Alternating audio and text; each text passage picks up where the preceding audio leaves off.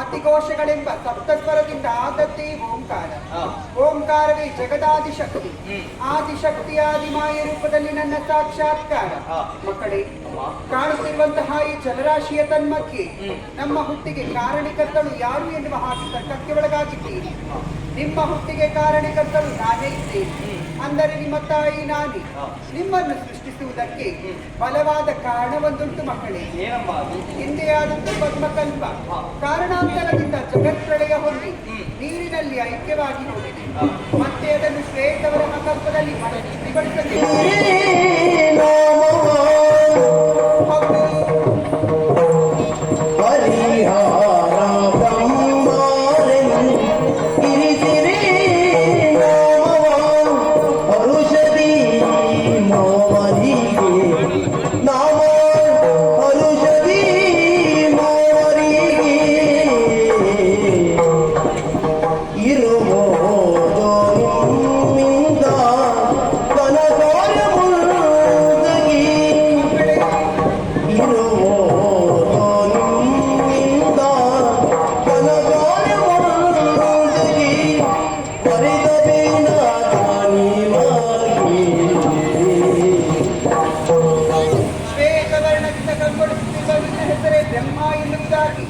ಇರುವುದಕ್ಕೆ ಸತ್ಯಲೋಕ, ಹಿಡಿಯುವುದಕ್ಕೆ ಗೋದಂಡಾಯುಧ.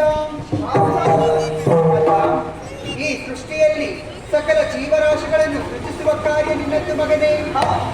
ಗಗನ ನೀಲಿ ಬಣ್ಣದಿಂದ ಶೋಭಾಯಮ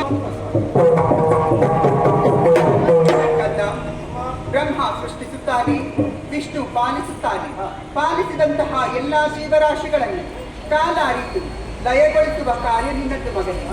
ಮಕ್ಕಳೇ, ನಾನು ನೀಡಿರುವಂತಹ ಕಾರ್ಯವನ್ನು ನಿಷ್ಠೆಯಿಂದ ಮಾಡಿಕೊಂಡು ಹೋಗಿ, ನಿಷ್ಠೆಯಿಂದ ಮಾಡಿಕೊಂಡು ಹೋಗಿ. ನೀವು ಮಾಡಿರುವಂತಹ ವಾದನ ಪ್ರಕಾರವಾಗಿ ನಾವು ಮೂವರು ಕಾರ್ಯಕ್ಷೇತ್ರಕ್ಕೆ ಇಳಿಯುತ್ತೇವೆ ತಾಯಿ. ಆದ್ರೆ ಎಲ್ಲಿಯಾದರೂ ಮುಂದೊಂದು ಸಂದರ್ಭದಲ್ಲಿ